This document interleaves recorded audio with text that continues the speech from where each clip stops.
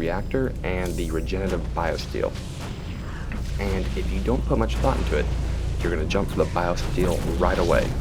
Don't. Earlier I was talking about the science vessel, how it can heal, and how it's amazing. Well, it does that by using energy.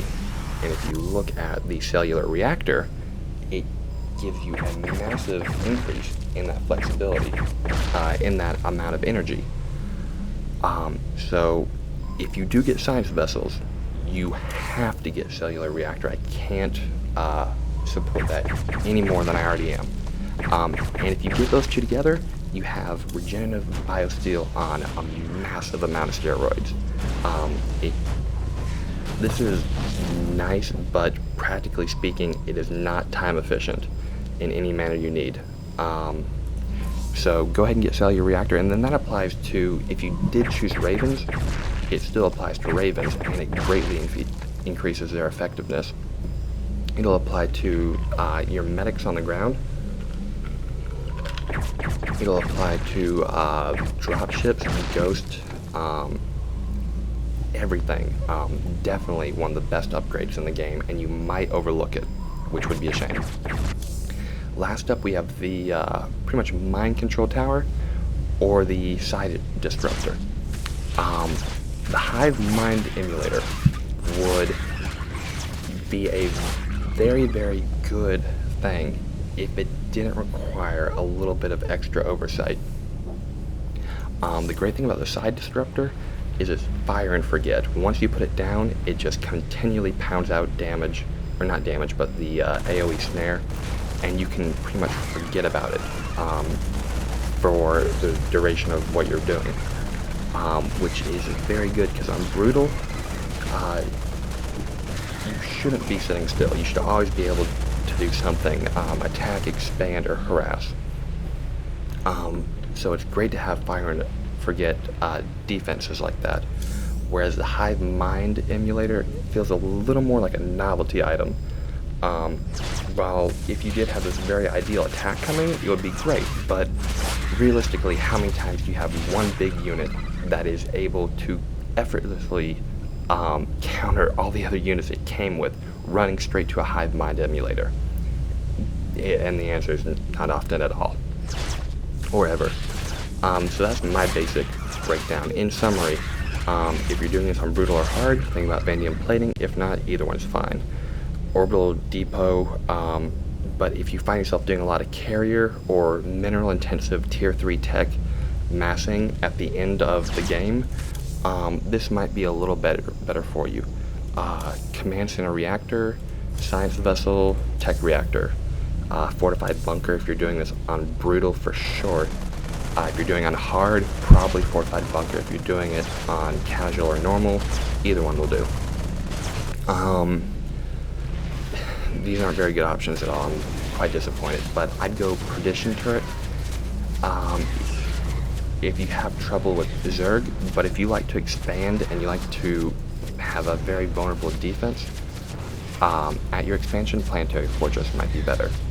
So this one, if you've never used a Predator, just for fun at the very least, go ahead and get it on 1 or 2 missions when you play against Zerg, and build just 3 or 4 of them, and thoroughly enjoy that. Hercules might be the more practical choice, but it's only going to get to be the star on just a handful of missions. If you get the science vessel up here, get this or you're going to hate yourself. And even if you get the Raven, you really should get this anyways. This really isn't that good. The rate's pretty slow and it's not really going to make a difference. Side disruptor, because it's fire and forget, but if you are the master of macro and micro, you might get a little more out of the Hive Mind Emulator. To finish it up, we're going to hop over to the Cantina. You have a sweet arcade game over here. You have news up here. If you watch 10 news missions, you'll get that Kate Lockwell portrait. You'll have like various items up here from doing different missions. You can click on these people for short little chats. That's a Night Elf from World of Warcraft. So yeah, if you know how to make the jukebox work, let me know, because I still haven't figured that out. You came to the right place. Finally, we have the Mercenary Tavern. And I actually like to get mercenaries, because, except for fire bats, I never have a function for them. But if you like to get mercenaries, you should make sure that your playstyle suits them well. You have to keep in mind that they cost more than the unit that they're representing. For instance, a war pig is better than a marine. So keep that in mind when you're paying for the actual unit. I mean, that is a very substantial upgrade. And when you do that, make sure that your war pigs are in front of your marines, because they are a much better tank, and you're going to get the most out of your marines, and they're going to be most cost effective when they're behind something bigger, not getting shot at. If you hate mercenaries, please get the battlecruiser pirate ship towards the very end, because, oh, that wasn't a spoiler. Well, it was. Get the battlecruiser one at the very end, because space pirates are fantastic.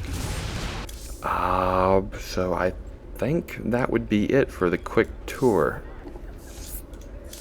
Although the tour exactly wasn't that.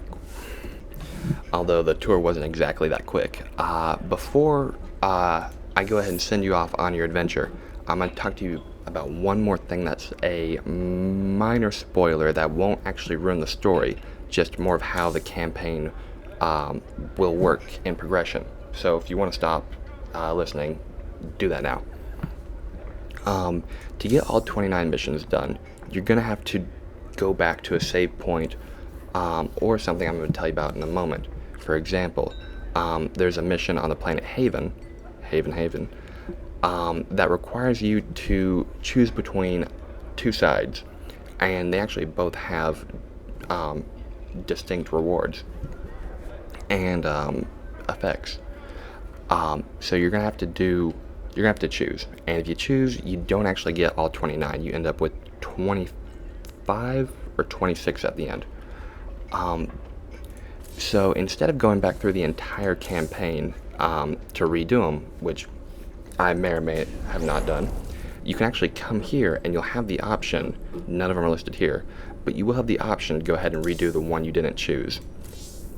Now, you won't get the research points applied to it, but it will be available to get done for the achievement.